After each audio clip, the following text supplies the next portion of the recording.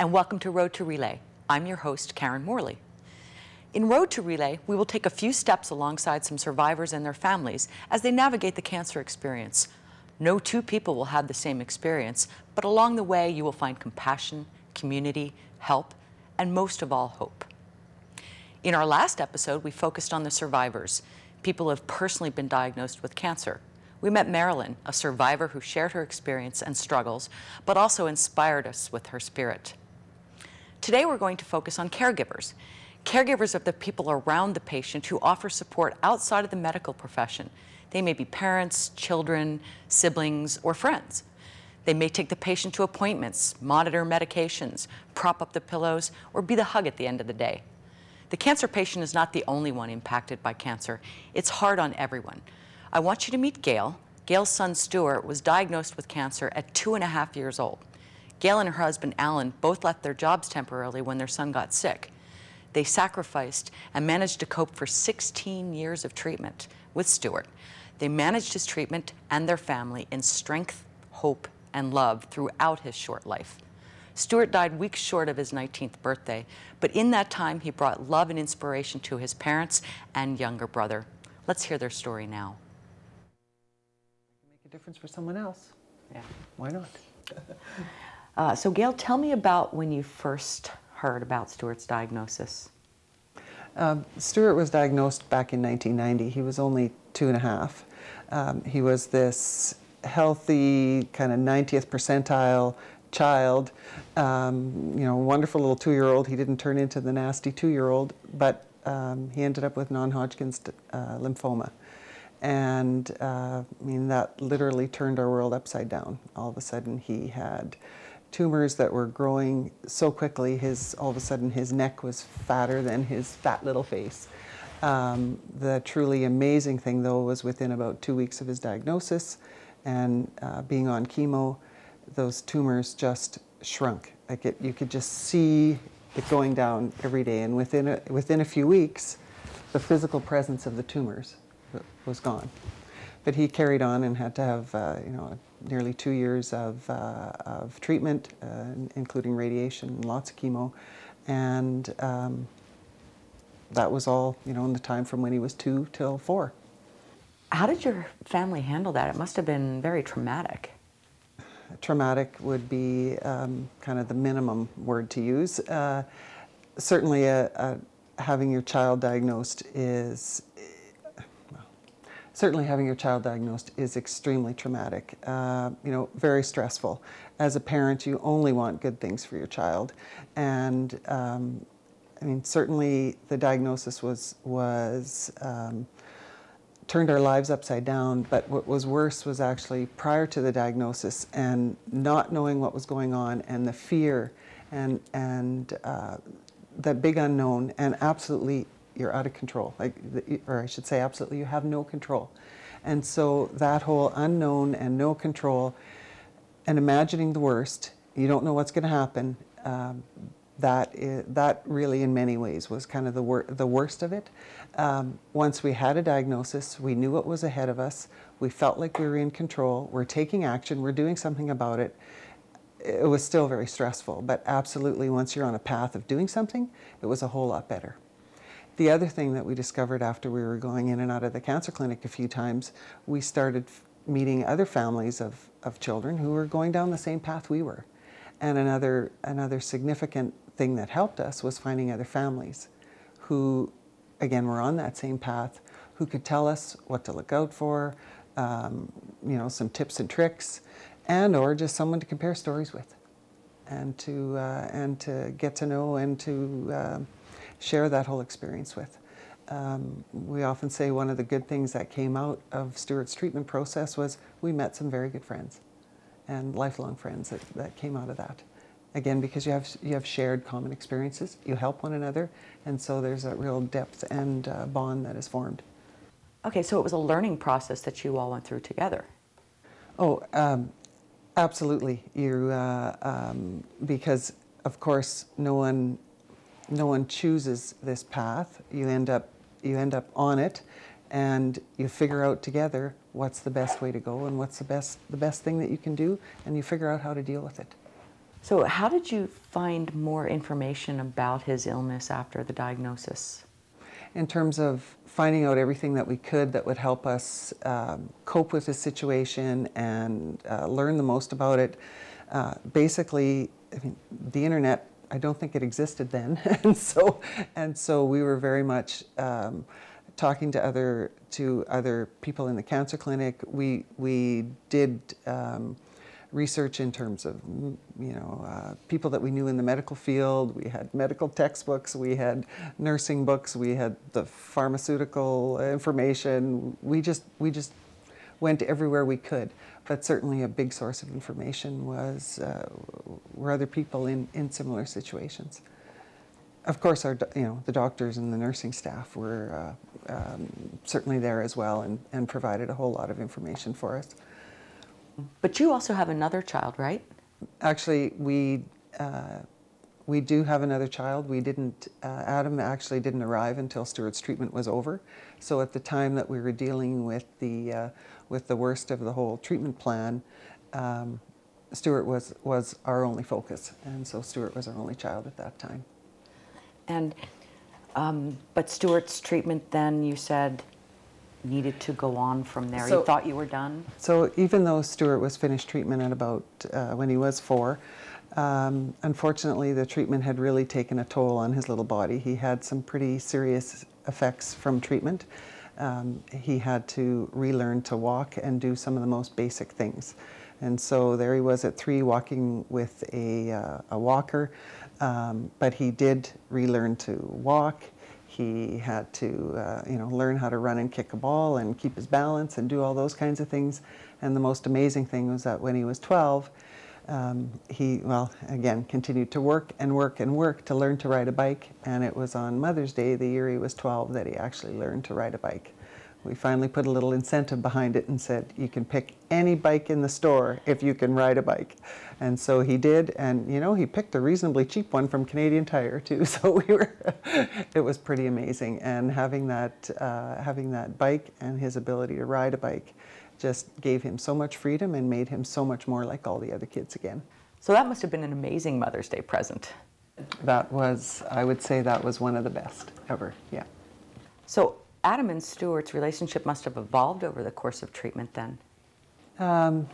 Yes, Adam had some certainly interesting growing up, being the younger brother of a cancer patient, and so although Adam wasn't around at the time that Stu was going through treatment, it certainly was very much a part of Stuart's life because of all of the unique things that happened to Stu in terms of his physical abilities and everything from his ongoing checkups to everything else. Cancer was still very much a part of our lives, and so it certainly was a part of his.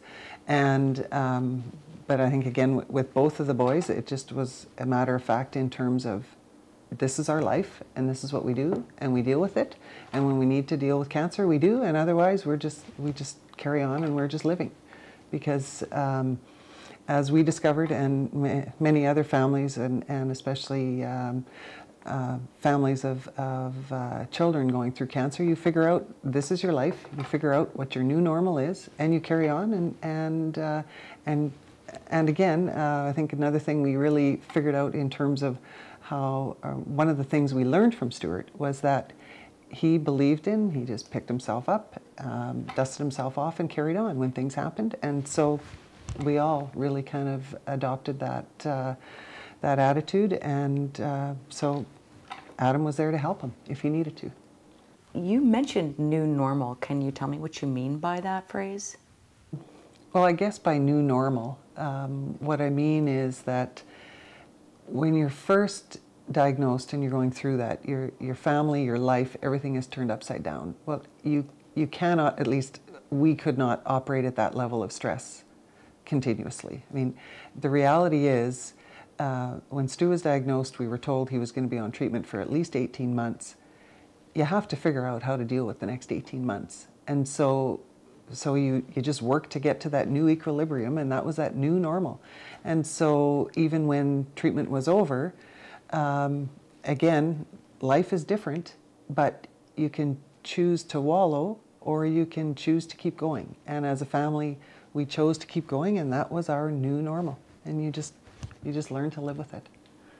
Oh, and you mentioned that Relay really changed some relationships for Stuart with his friends.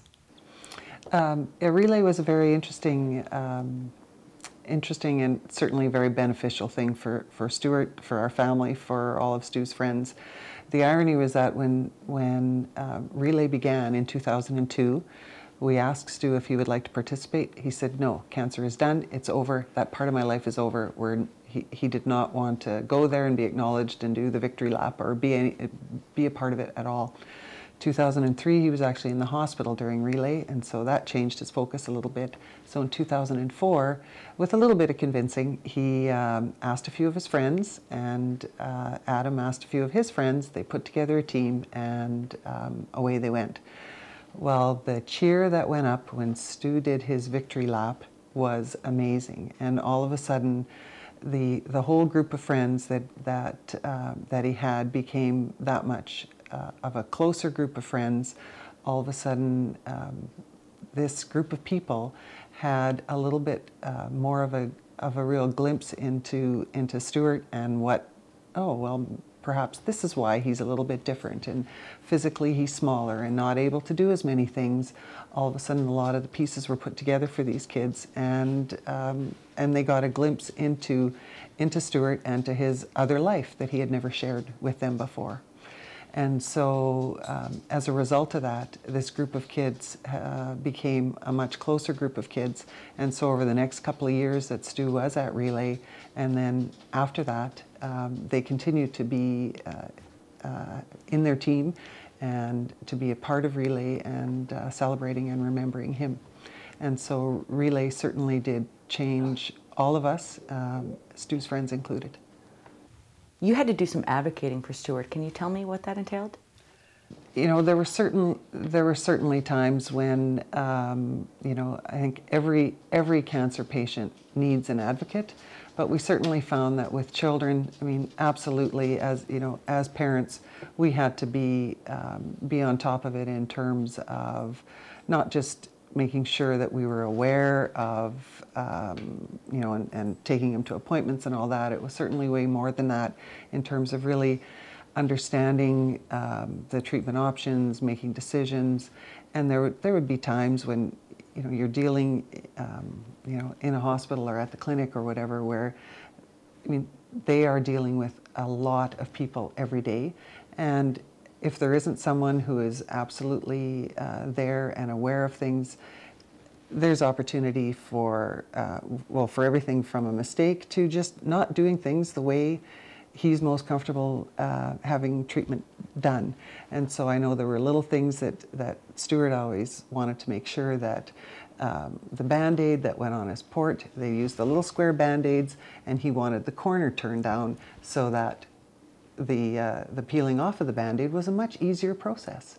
And so the real, I haven't thought about this in years, but the really funny thing was after that, the nurses just started doing that for everyone. They would turn down the corner, so then when it came time to peel off the Band-Aid, there was a little bit of an area where you could grab it and you could peel it off much more quickly. So it was everything from those kinds of little things to, you know, this kind of a procedure, well, gee, he likes to sit. Can he sit? Or, you know, or does he have to lay down? And little things like that. But again, it just makes getting through that treatment so much easier. You know, Stuart or any patient can be a little bit more comfortable. The you know, the end goal, the end point of the procedure happens, the treatment happens, whatever. But if you can have a little bit of control during the process, we found it was just so much better. And then you could get through that treatment and get through that process that you have to go through, but you can get through it a whole lot more easily. What additional advice would you give for somebody who, say, is just about to step on this path? In terms of advice, I think there's a couple of things. Number one is that certainly be sure that you reach out to others, because don't ever feel like you're all alone in the journey that you're on, because there are people who are now going down the same path or have been there already. And there's really nothing like having some comfort and support and hearing how others are dealing with things. it's just, it was certainly, it helped us immensely. The other thing that was really good for us and really made all the difference was if you, we've got information from any source we could think of, and we felt with a little more information we would have a little bit more control. And for us, again, if you're in control of your situation and you're feeling like you know where you have opportunity to make decisions or to make a difference in what you're doing, that to us made all the difference. And having that, you know, like I said, information and control, and knowing there's others out there, those were the big things for us. Well, Gail, thank you so much for sharing the joy of Stuart's life with us. I really appreciate it. Oh, you're welcome.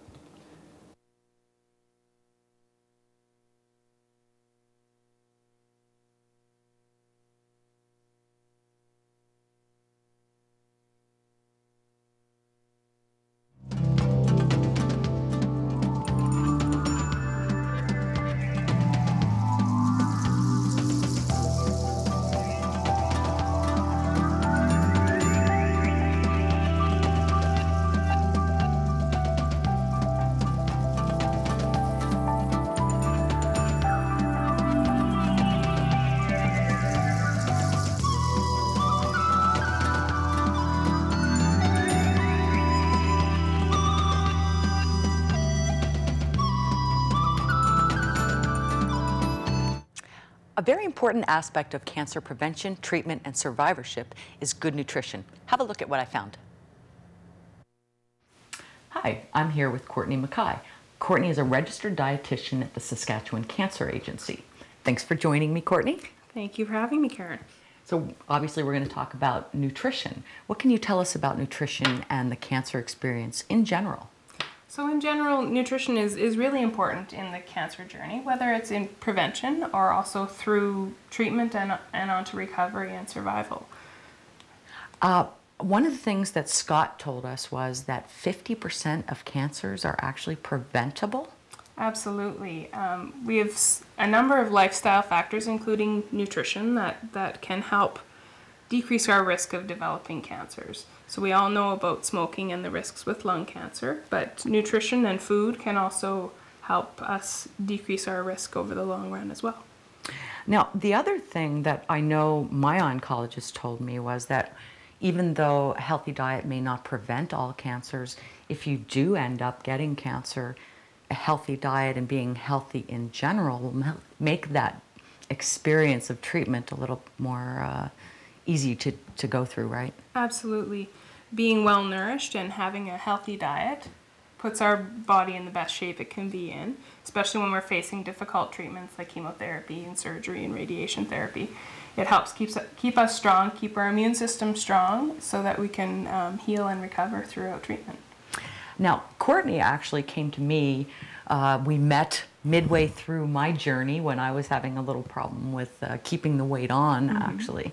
And so through her coaching, we overcame that. Absolutely. So what in general, I know there are specifics for during treatment, but in general for prevention and maintenance of a healthy lifestyle, what do you recommend?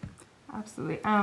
So Canada's Food Guide is our tool for healthy eating in Canada. It's intended for the general population between the ages of 2 and beyond, and that includes people who are just looking to live a healthy life, or those people that are going through cancer treatment or other treatments for chronic diseases. Canada's Food Guide gives us recommendations based on our age and our sex about how many servings we should have from each of the food groups. Now, the food groups are vegetables and fruits, so we have our kale and our carrots and our asparagus and our big basket of oranges there. That's the largest arc on the rainbow of Canada's Food Guide.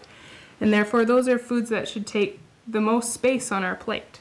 That's actually a good, I think I've heard something about that. Can you explain the whole plate dividing thing? So, yes, we can think of our plate, our dinner plate. It's a circle. And if we sort of split our plate in half, we typically want 1/2 of that plate to be vegetables and fruits, and then 1/4 of that plate to be our sort of grains and those types of foods, and then the other quarter to be our protein, whether that's a vegetarian source of protein or a animal source of protein. And of course, we also include our milk and alternatives in there as well. Okay, so we had the fruit and vegetables, and what else is on that guide? So the next arc of the rainbow for Canada's Food Guide, so the second largest, actually, yes, the second largest arc of the rainbow is our grain products. So in trying to make the best choices from Canada's Food Guide, we try and choose at least half of our grains as whole grains every day. So those whole grains could be brown rice or wild rice. That could be 100% whole wheat bread. That could be quinoa. One of my favorites. Absolutely. And quinoa also has a lot of protein too, I understand. Absolutely. Quinoa is technically a seed, in fact. Really? I didn't know that. Although it is part of the grain products group. It's tasty. But yes, it does have a good amount of protein. And whole grains are full of fiber, lots of vitamins and minerals, and as well some antioxidants, which can help prevent our cells from damage. Okay. As well, our vegetables and fruits are also a great source of antioxidants. Okay. And then what do we have over here? So actually our next arc of the rainbow isn't actually this group of foods. The third arc is our milk and alternatives group. And that is milk, cheese, yogurt, and as well some of our alternatives like soy beverage or soy milk, things like that. So not everybody can tolerate milk products, so we use an alternative in those cases for sure. So again, we want to aim for at least 2 servings of milk and alternatives each day, and that's a 1 cup glass of milk or 3/4 of a cup of yogurt. And we also want to choose lower fat versions of these. Okay, so like we have skim milk. Absolutely. Sort of aim for skim or 1% milk whenever we can. Of course, during the cancer journey, some of these recommendations change a little bit because some people have some issues meeting their nutritional needs, and we may need to focus on some higher fat products. Okay. And so our final group is our meats and alternatives group. And we have a little smattering here. We have some nuts and seeds. So we have some almonds here, our beans and lentils. We have some dried white beans and some lentils and some split peas. Also, what fits into this group is meats, beef and pork, poultry and fish as well, and also eggs. Canada's Food Guide recommends that we try and have more alternatives in this group. So this is some of our plant-based foods. More nuts and seeds and more beans and lentils versus so much animal protein. Okay. So you keep talking about the arc. Did that used to be the pyramid? Oh, so you're from the United States. Oh, I am. I gave it away. The pyramid is the tool they use in the United States. In Canada, we have Canada's Food Guide, which is a rainbow. Of course, the colors don't follow Roy G. Biv, as we all grew up with. But those arcs do signify, the size of the arc signifies the amount of food that should be on your plate from each of those groups. And you might remember years ago, so Canada's Food Guide has gone through some changes over the years. When I was a kid, it was a sun with 4 quadrants, but the food groups have essentially stayed the same through the years. And then in the 90s, they switched to the rainbow format, and then there was another update in 2007 to the current form. So they've made it a little more multicultural, little easier to help you make the decisions of the healthier foods from each food group. Right. Of course, there are good choices and less good choices from each food group. Okay. And I think that you mentioned multicultural. I love that because now we have a breadth of products available that maybe we didn't used to have, and knowing where those fit, like I buy edamame at the market, right? Absolutely. And maybe we didn't know what that was before, and if you don't, edamame is soybean, right? Yes, it's just the fresh form of a soybean. So we may have soybeans in a dried form like this. We may have them in the fresh form. We can also have them as a dried, roasted soybean as well. Really? Snack that food. Sounds, yeah, that as part sounds of your good. trail mix or something like that. Well, and I think that's important too, is that nutrition shouldn't be painful, right? Exactly. You have to choose, you have to be able to choose things that work in your lifestyle. Absolutely. For instance, we have the wild rice that has brown rice and white rice. Absolutely. And for my family, that's a compromise. because I like brown rice For and sure. they like white, right? That's actually one of the suggestions that I often give to people when we're trying to transition to whole grains. I say mix your white and your brown rice. Mix your white and your whole wheat pasta so that your family can get used to the transition, because it is a somewhat different taste and a different mouthfeel. But over time, it's going to benefit everybody. Okay, so make sure you divide up your plate and get a lot of textures and colors, and that way you're happy and healthy, right? Absolutely. We'll see you next time. Thank you for joining us, Courtney. You're welcome, and thank you. We'll be back next time.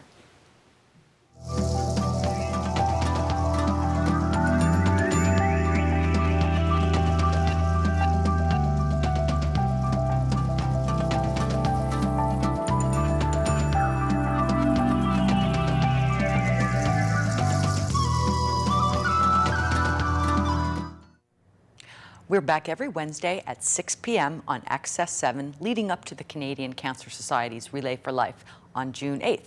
Be sure to join us. Or watch the replay of Road to Relay on Sunday at 6 p.m. Or you can look for us on demand.